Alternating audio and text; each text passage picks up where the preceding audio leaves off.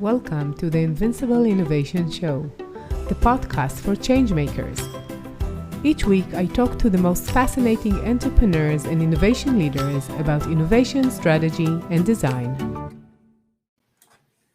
Hey everyone, today we're going to talk about toxic culture and how to change it. Welcome to Invincible Innovation Live Show. I'm so glad that you're here. I'm Mazor, Kario, product innovation and value creation expert, and I'll be your host. And today I have a very, very special guest, Candace. Hi, Candace.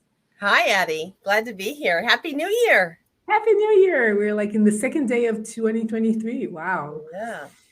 So, Candace Mae is the leadership and strategic business consultant, corporate trainer, and coach. She's an international best-selling author of the book Heaven Within: Restoring Wholeness for Better Leadership. And I'm sure you're going to have like wonderful talk. We're live on LinkedIn, YouTube, and Facebook, and you're so invited to join the discussion and ask questions.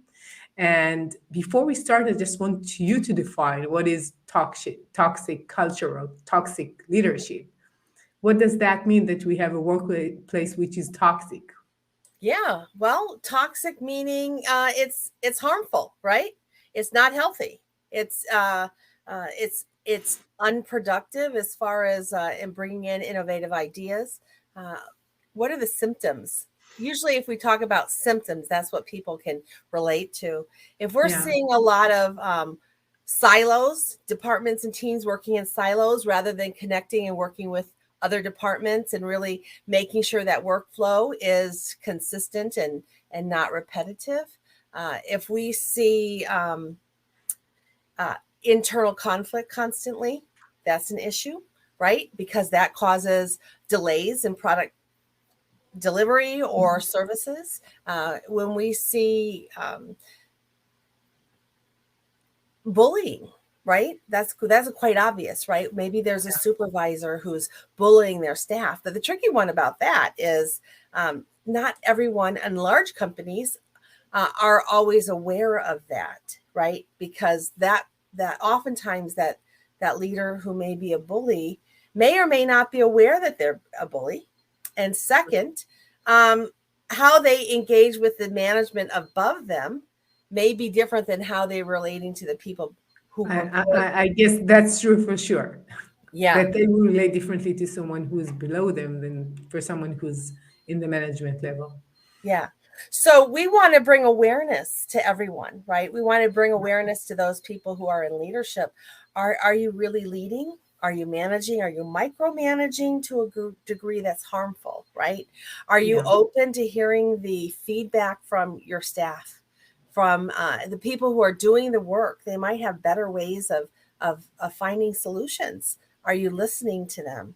Or are they not allowed to share suggestions, right? That's not your job. Just do what I tell you, right? So these are signs of a toxic culture. You know, you mentioned some of the things that are related to the point of view of the management or the corporate, meaning the performance, the results, the innovation, what we produce. And there are some of the points are from the employee's point of view, which is kind of different because they are looking for a place that would be more, understanding, and it'd be a great place to work in and to be part of a group and not only to produce results. So sometimes it seems it's the opposite of what people are looking for because if you need to deliver all the time, you probably won't enjoy it. And to a certain degree. It doesn't have to be like today, maybe it's a year or two from now. Well, we always have to produce, right? That's important, but we want to be valued. Isn't that it? I mean, when you have to go to work every day and you feel like you're giving your all and there's no gratitude for what you're doing, and you don't get to make recommendations or that there's a better way of doing things, but nobody's listening or allowing you to share, that's demoralizing, right? And that causes you to get into a rut and not really want to fully engage. So I think creating a warm and welcoming environment is what we're striving for, right? Where people feel valued. They're excited to go to work in the morning. They're excited to feel that they're needed and they're wanted. And Their opinion that makes a difference. Now, they may be sharing an opinion or a thought or a suggested idea. Doesn't mean it's going to be accepted, but at least they're heard, right? Their listen is considered, not just tossed aside. And you think that the fact that potentially the organization is open to hear their opinion is more important than really exactly that they're taking into consideration each and every one of the people, because it doesn't make sense. This is why you have managers, they decide in many cases, right? Well, always, you're always going to have a leader or a manager who's going to make the final decision, right? But just being allowed to know that they're open to the discussion, that's critical. That's staying in curiosity, staying in the discussion, knowing that you're valued and that they are considering what you have to say, not just dismissing it. Just do what you're told to do and don't ask any questions. Don't Yeah. you don't count, right? No, Yeah. who wants to work like that, right? I mean, Yeah.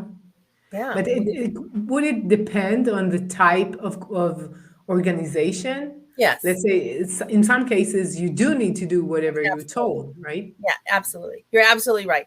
That's why I call it situational leadership. The industry does matter. If you're in construction or you're in manufacturing or you're in, a service industry, a knowledge worker, those are all different, right? Those are different situations. Some of those construction or perhaps manufacturing, a factory type environment, it is going to be more, command and control. Do as you're told, and this is a line, and there's really not a lot of room for feedback and improvement, right? Because that's the nature of the job. But in the knowledge worker or the service areas where we have a lot, software development, banking, finance, all of those type of knowledge worker positions, you're people are to be subject matter experts in their area, right? Oftentimes, and even the workflow could be improved sometimes by the people who are doing the job. They're closer to that level of work, and having that connection with other teams to be able to see what happens to the work that we're doing when it moves to another department or before it gets to us. Are there things that we're doing that impacts other departments? That's a crucial part of the workflow and discussion that has to be had, right? And I think matching up people's skill sets with their job is important. And it's not just the technical skills as much as there's a connection in people skills with others. And as we move into leadership, character becomes a huge part of that skill set for leading other people. It seems that we have two different sets of skills. One is what you're doing. You're a good lawyer, or a good developer, you're a good graphic designer, whatever. And in Yeah, many cases, this is what will make someone decide that you should be the team manager or the manager because you're very experienced or you're very good at what you're doing. On the other side, managing people is a different skill set, and most cases it's not really talked about. exactly. That is exactly. And that's where I come in. This is the kind of training I do, moving people from the technical managerial side into leading people and leading the team. Do we know what we're looking for when we want to promote someone into a leadership role? Or are we just going on that technical skill? Because it is competence in that technical area. It's also connection with other people and the character. All three of those are a huge part of leadership. And we need to identify who those potential leaders are, who would be a good to motivate other people. Motivating other people is huge in business. If you want to expand a business company into other sites, you're going to have somebody who is competent, but also is able to connect with people, right? And has a strong character and can cast a vision and carry it out.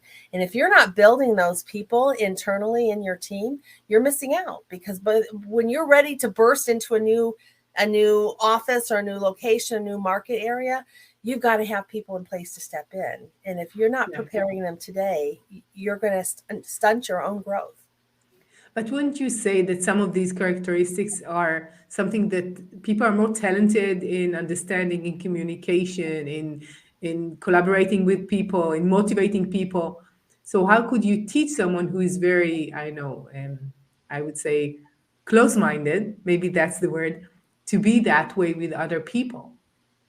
Well, I think one of the foundational things I like to do is I have a CARES methodology that I use, and that is an acronym. I develop leadership that cares, and that's through communication, right? The identifying themselves and how they communicate and what other communication styles there are, and how they may have to adjust their communication with different people, communicate in a different way to connect with people, right?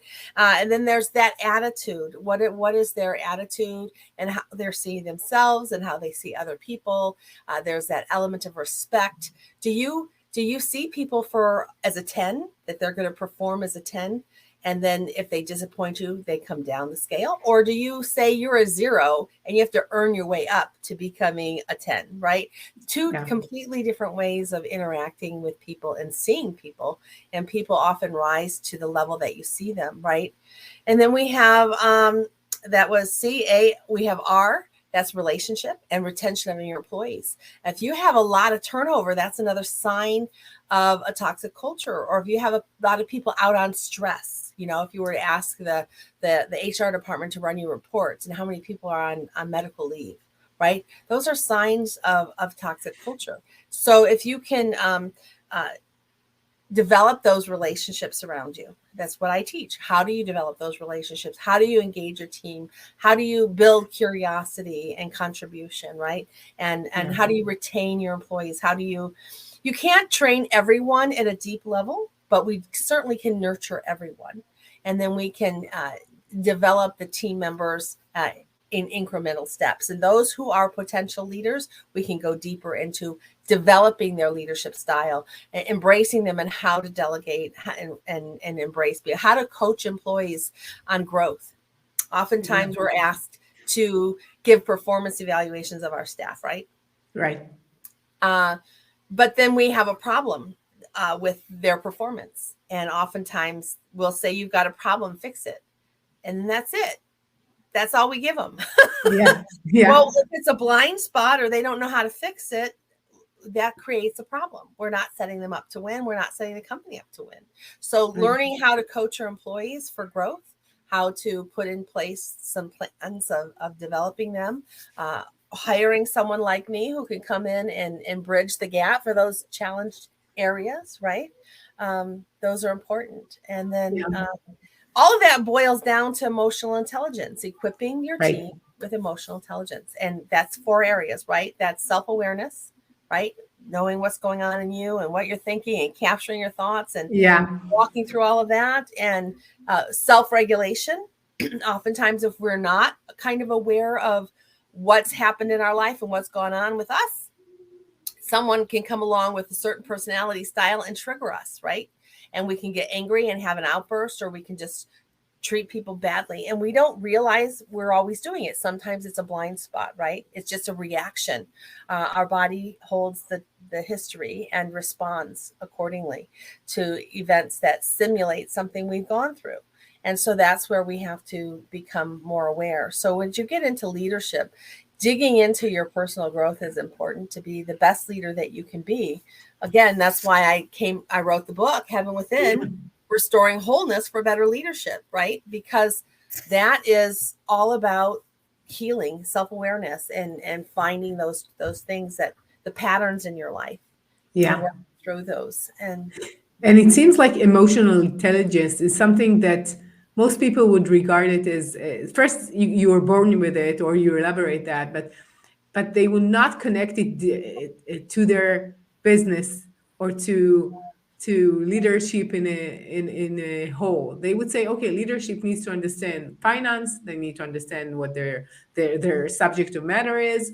They need to understand more or less how to make people do what they want. I would say that. But it seems that it's something that most people will not even consider when they're thinking about who is the manager, who should be the manager. And that's the most critical piece. because that emotional intelligence also is about social awareness, walking into a room and being able to read the people, what's going on with them, and regulating and managing the relationships around you. And everything is about relationships in business, right? It's all about, it doesn't matter if you're the receptionist to the janitor to the C-suite, everything in between. It's all about relationships and how we're engaging each other and how we're producing and effectively managing. And then sales is also something I work For with. sure. Sales, I totally agree. It's related to relationship because without it, you would not buy anything. Right. And so not everyone can see themselves as being able to sell. So learning, I do the spin model, but that's where we're using relationships and conversations and questionings and finding the need and all of that to really connect with people for sales. So all of these pieces are essential in leadership, and all of them come together to create your culture. So you're either being proactive in creating a culture that you want in your company, where people come and feel like a warm and welcoming environment, ready to produce, ready to contribute and work with their team members, sharing ideas, collaborating, but realizing that manager, leader is going to be the one to make the final decision. That's the other thing I think people miss. They think collaboration means everybody getting around and having a conversation. Oftentimes higher education is known for this, having a committee for a committee and then another committee, and everybody's getting around talking, but there's no decisions being made, and it just drags on. And that doesn't have to be, because true collaboration is that discussion, sharing information, getting different perspectives, getting solutions, having synergy in the room to come up with better ideas. And then that leader is the one to make the final decision, but having gathered so much more perspective. Yeah. I have to say that I'm from Israel, you're from the US, right? So we Yeah. don't have that in Israel. It's very easy for managers to decide. I never had like one of my clients thinking that much about the decision. It's the other way around most of the cases, that they don't consider that much and they just decide. But I guess it's related to culture and the way that you relate to your workplace, or how do you collaborate, I guess. Which is very interesting. I wanted to ask you, I read like many years ago that the number one reason for people to quit their job is their manager's attitudes and the way they are managed. Does that make sense to you? Yeah, people don't leave companies, they leave bad bosses, right? Yeah. And it comes down to, were they being valued? Were they being respected? Or were they being treated poorly, right? Were they being treated as if you're here to serve me, do what I say, and don't ask any questions? You're just, I own you. I'm giving you a salary and I own you. This is what you have to do, right? And I don't think that that's how people want to be treated. And I think the younger generation moving into the working environment right now is demanding something different, right? They're saying, we know that there's value that we contribute. We know that there's more to life than a job, 9 to 5 or whatever shift you happen to be on. And we are willing to contribute, but we also want to create, right? We want to be valued for who we are, right? Yeah. And I think that it seems like most people would say, okay, he left because he got a better salary, or he got a better car from the company, or whatever. And I don't think most people would think about their manager as the number one reason to go on to another place. Although when you're working daily with someone, this is a person that you meet all day, all the time, and you need to consider all the time. And it's so important that we have people who knows how to manage people, Right. who Because knows how to do it. if you're at work all day and your boss is demoralizing you, you carry that with you when you leave the work, right? You go home Sure. to your family and your self-esteem has been destroyed all day, right? And where does that leave you? It impacts every area of your life. So how Sure. you're treated at work is essential. It is important. And I think as business owners and executives, if we can begin to realize that and honor the people who work with us, And we ask the question, what is it like working on the other side of me? What is it? I don't know if most people would love to hear that, but they should. But that's It, key, isn't it? yeah, it should be done this way because I know maybe in big organizations they have these once a year they collect all the information from people above you and from the people that you're managing, and then they're doing these like recaps once a year. I know, but in most organizations they are not that thorough, and they would just say, okay, this is the thing that you're good at. These are the things you should repair or make better. That's it, more or less, I think. And as you said, sometimes people don't know what to do with it. They're just stressed out, and that's it. And there's the blind spot. What I think what you're referring to is a 360-degree evaluation, right? Yeah, and I offer those. That I provide those for those who want them. That's is when you have feedback. A survey goes out to people above you, people on your peer level, colleagues, and then the people who may support you. Could include vendors or customers as well, and they give anonymous feedback about you. So the idea of those 360s is to highlight any blind spots that you might have and to support what your strengths might be, and then develop a growth plan for you that really strengthens you as an Yeah, individual. so that's the point of developing a growth plan based on that, and not just letting you know that people don't like you as a manager, and that's it. Yeah, Because and what so would you do? right. Yeah. Just to say I don't like you isn't helpful, is it? But if I get feedback of that, how I'm delegating is not appropriate, or various aspects is much more. And then if we see trends, because there may always be one or two people who don't like you, but so we measure your results against as a whole, right? And I think as business owners and executives, it's nice to know that these tools exist, because we can't be everywhere, right? And Sure, it could be we have people who are a bad group and we have to let people go, right? That's very viable. sure. But so a senior manager may not know a middle manager's issues, but when we get those 360 evaluations back, we can begin to have a bigger picture, a bigger peer window to be Yeah, able to really grow the company. When you get into larger companies, the huge, larger corporate culture may be one thing, but each department can have its own culture. So right. you could have one department that's a real positive joy to work in, and you can have another team where the manager is toxic and it is challenging to work with, right? It is very hard.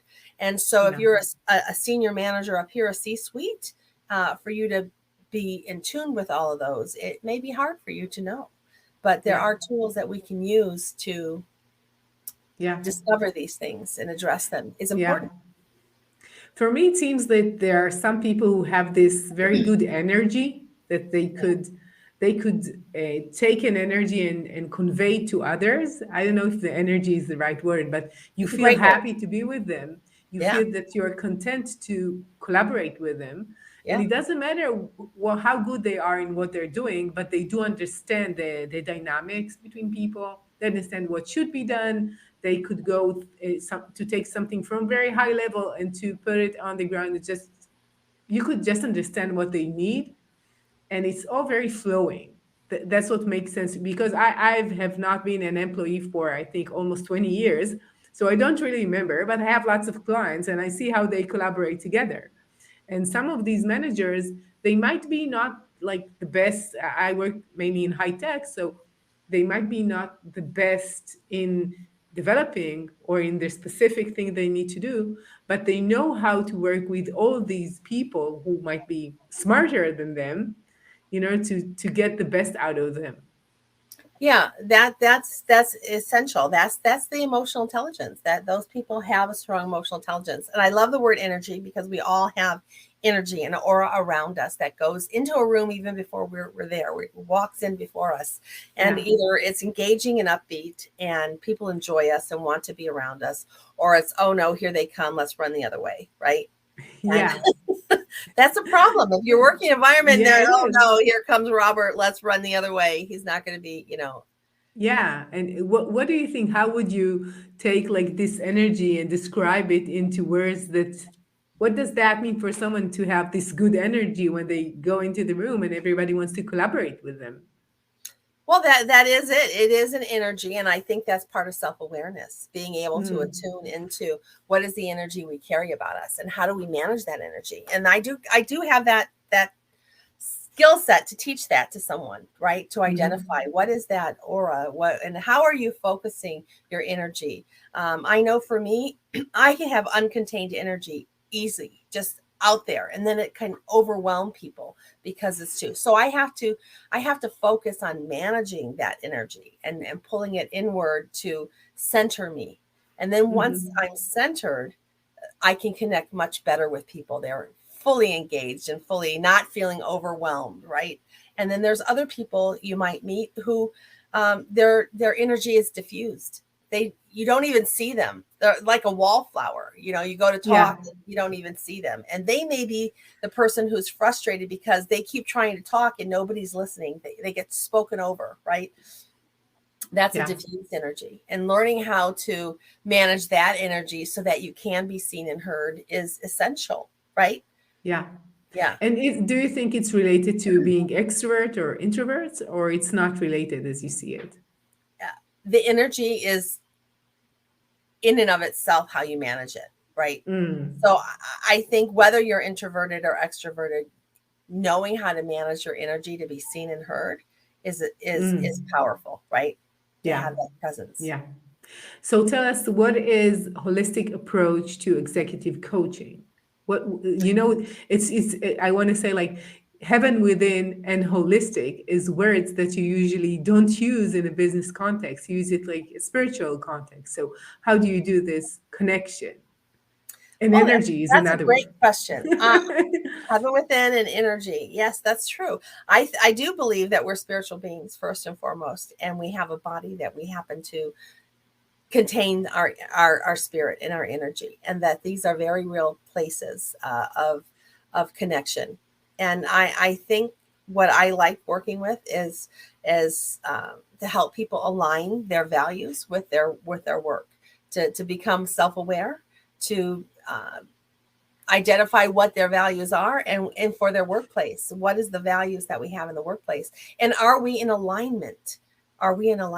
Do the decisions we make as an individual or as a company align with the values we say we have? Oftentimes a company may have values on the wall, and but all the policies and procedures they're putting into place violate those very values. And Right. are we looking at that? Because that's essential for authenticity, for consistency. So for me, a holistic approach with coaching is creating a safe environment where someone can come and have a sounding board, someone who can come and work through uh, relational issues that they're having with people at work or at home, and how that's impacting them. What is their part in those relationships? How can they see them differently? Discover what really is the core issue that's triggering you from this other person, right? That it may be something within you that needs to be embraced, and then you Mhm. can better manage those relationships around you. It's about learning what emotional intelligence is and how we pull it into everyday life. It's Mhm. about your health. Your health issues coming up are going to impact your energy level, your sustainability, how you show up at work, right? And getting in tune with all of those, having someone as an accountability partner to are you doing the things you need to do? Are you doing self-care? I have known many executives who don't even understand that word of self-care, right? Yeah, because it's not like it doesn't produce. What is the result of it? Like you don't There was have better files, better like results, business results. What is it for? You Is mean it intangible? vacation? So it can be considered intangible in that regard. You don't have that filing system, you don't have that report to report out, but you do, in the sense that it is your health, it is your physical, it's your emotional, it's your spiritual, it's your intellectual, it's your financial, it's all of these things combined that are the report card of your self-care. Are you taking time to manage your mental health, right? There are so many people around you, maybe your kids, maybe your wife, maybe your husband, maybe your parents, whoever, that are even the employees who report to you, demanding from you, constantly demanding attention, asking you to resolve conflicts, showing up for them to remove obstacles. Who's showing up for you? Yeah. Who's meeting you in that place? Who do you have to decompress with? That's what a coach Yeah. does. And when we Yeah. take training and then we add a coach and we combine the two, we get an 80% higher level of retention of new behaviors. It's a paradigm shift. What we're creating is a paradigm shift in your thoughts. The way you look at things will change. And Yeah. as you see things differently, behaviors change, your results change. Everything compounds and impacts at a higher level. Do you think that mental health is something that we talk about more after these 3 years of the pandemic, or Yeah. when we worked from home, or when we were more stressed or isolated? Mental health is becoming more and more a topic of conversation. Yes, absolutely. It was increasing before the pandemic, I believe. Having worked in corporate and higher education, I know a lot of mindfulness is the terminology the universities want to use. Being aware, really, that just means bring it into your awareness. Know what's going on, around you and within you, and all of that. Taking time to live in the moment, because too many times we're rehashing something, an argument that happened, or a conflict that went on, and we're rehashing that in our thoughts, or perhaps we're projecting out what do we have to do, what's the next meeting we have to go to, what is the reports come in. So we're living in the past and the future constantly, right? And we're never really in the moment to say, how am I feeling? If we were just to sit and just take 5 minutes and scan our bodies and just observe, what are the sensations that are going on? What's happening within me physically and emotionally? We'd be surprised. There could be all kinds of tension spots and pain points that we're so racing in our mind that we're not even attuned to what's going on in our bodies. And, our bodies are a gift to us. Our bodies and the sensations, the feelings we have get trapped in our bodies. And when we can tap into what's going on within us, it's amazing how much revelation we have and how much we have with other people. Yeah, I think that we get more understanding of mental health once it's gone, and I think that most people felt so much more stressed that compared to the usual routine, everything is fine, going to work, coming back, whatever, and now it's all changing. I think that it seems that people are more aware of something that was and now it's not here, or what changed during these years. That's one thing. And the second thing, I think that maybe people feel that this connection between their daily routine life in their families and what they're doing outside of work is not a contrast to going to work, and now it's like all merged, and they need to be aware that it's not like that's me at work and that's me when I go to the living room there, then I'm a new person, right? So this mix of free time and work is what made it so important for us. Integrating all of ourselves, and understanding that when I go to work, I don't leave myself behind, right? I'm not a robot when I get to work. I'm still me. I still have the pressures of the family life and the things going on, and how do I manage them all and show up and be my best self, right? Yeah. And that came out in the pandemic, I think, because people now, several were either told they can't work, we're just completely shut down, and then that began to make them realize, well, how much of my identity was tied to my work, and Right. and now that I don't have my work, what am I, right? And how does that impact me? And Sure. so there's a shift in on identity perspectives.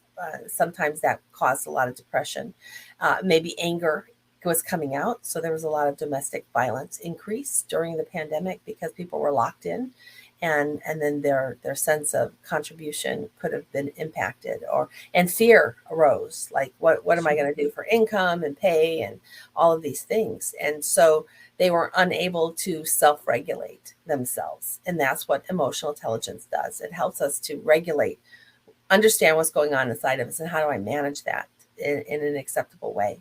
But I think that integration is important. Integration of your faith with business. Are you a person of faith? What do you value, and how does that show up in your life? What you believe drives everything, right?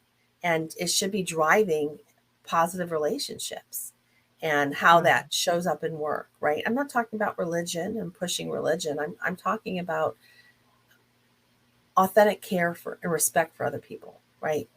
And that includes everyone, and that includes their mental health. Absolutely. Yeah. Those conversations have become more and more prevalent because the pressures have become higher and higher. And we're still recovering from the pandemic. And here in the US, there's all kinds of financial issues and things going on. And, we moved into a global world and a global inventory and just in time and impact. And so with the pandemic and everything shutting down, that increased lag time, right? For now we've got, delays and parts to make cars and computers and everything else. And how it's even impacting farming.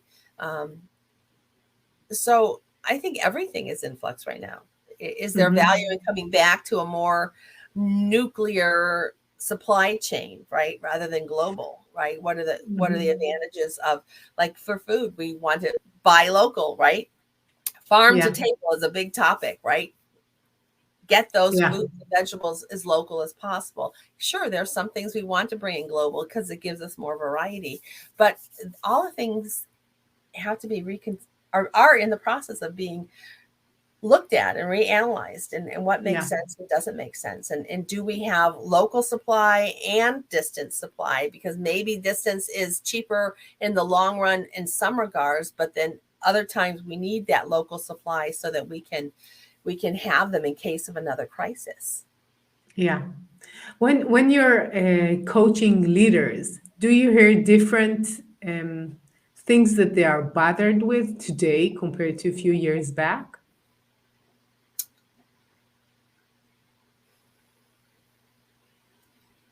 Of course, we've got the remote work and the hybrid pieces, and all the pandemic issues were a huge conversation piece because the regulations were different. I think we're stabilizing more and more out of that now, but it's still a concern. We did have that quiet quitting where people were leaving the company. The resignation. So finding good, healthy, strong employees was difficult. It's for a while, and I think we're still seeing that. But I think we have to look at what are our hiring practices too. That's a whole nother conversation, right? Yeah. So you mean that the consequences of the pandemic were taking into consideration, but it's not like they're seeing things differently. The fact that people can work from home, how much time do they dedicate to be in the office? Are they measuring them by results or by hours that they stay? For example, it's like it seems that it required from them to think differently about their workforce, as I see it, but maybe they don't think so. Yes, and that's the comfort zone. Is they were forced to allow people to work from home in a lot of environments, and then they wanted to mandate that they come back to the office. But some of them are beginning to say, "Oh, maybe we'll do a hybrid. You can work at home 3 days a week, and come into the office 2 days a week." And so, as long as we do see that you're hitting certain numbers, if you're a claims insurance claims person, perhaps. Maybe your reporting regulations are different and they're managing your results. Are you getting in the calls? Are you hitting the numbers? And so they're measuring your results that way as well. some jobs have to be in-house. It's not an option, right? Right. Others can be completely remote, but how are they embracing that? Yes. How are they getting the results? How is everybody being active and connected? And then we have some teams that work fabulously, even globally, all remote. And we have other teams that struggle for people to stay connected and feel connected. And so that is a new skill set that managers are being faced with. How do I support my remote team? They're not here for me to watch. I can't micromanage them the way I could when they were in the office. How do I know if they're getting the results? How do I know what they're going through so I can support them emotionally for productivity? That is a conversation, right? Yeah, and I think it's if we're going back to the beginning, it really reminds me of they need to be open-minded and open to hear different things, different point of views, and different solutions, and to be flexible in the way that they manage people, because people are sometimes unpredictable. That's how I see it. So I did a public webinar. It's on my YouTube channel in December, and it was about remote teams, hybrid teams, and how to engage them and things to consider. And that's youtube.com/C/Candace Mae, CANDACEMAE. And you'll find that under the playlist to show if you want to see a deeper conversation. If our audience wants to go there and watch that, they're welcome. Sure.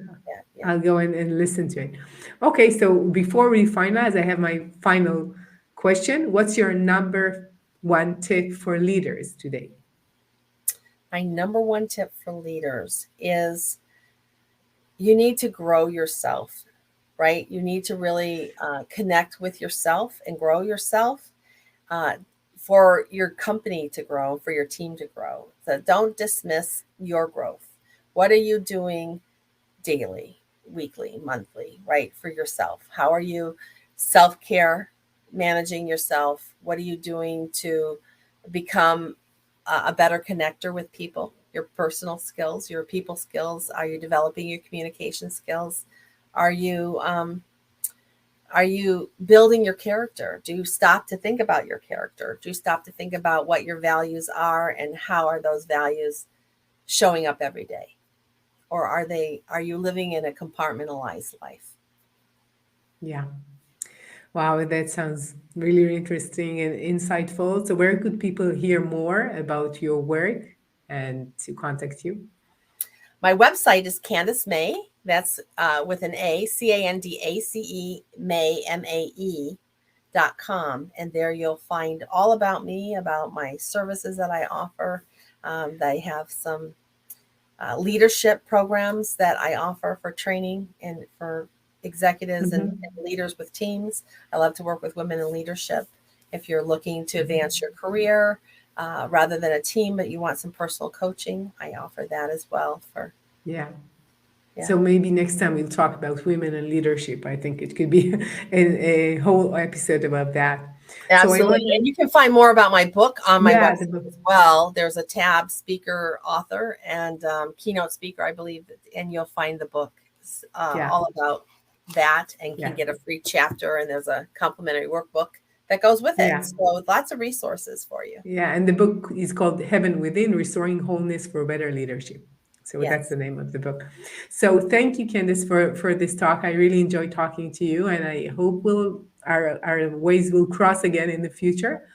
And Happy New Year, of course, to everyone and to you too. And to all of you change makers out there, thank you for joining me. And if you want to learn more about what I do, go to invincibleinnovation.com, and I'll see you next week with another innovative, insightful talk. See ya. Bye-bye. Bye. I'm Mazor Kario, and you've been listening to the Invincible Innovation Podcast. Make sure to visit our website, invincibleinnovation.com, where you can learn more about our programs and my book, Innovating Through Chaos. I'll be waiting for you next week in our next episode. Thank you for listening.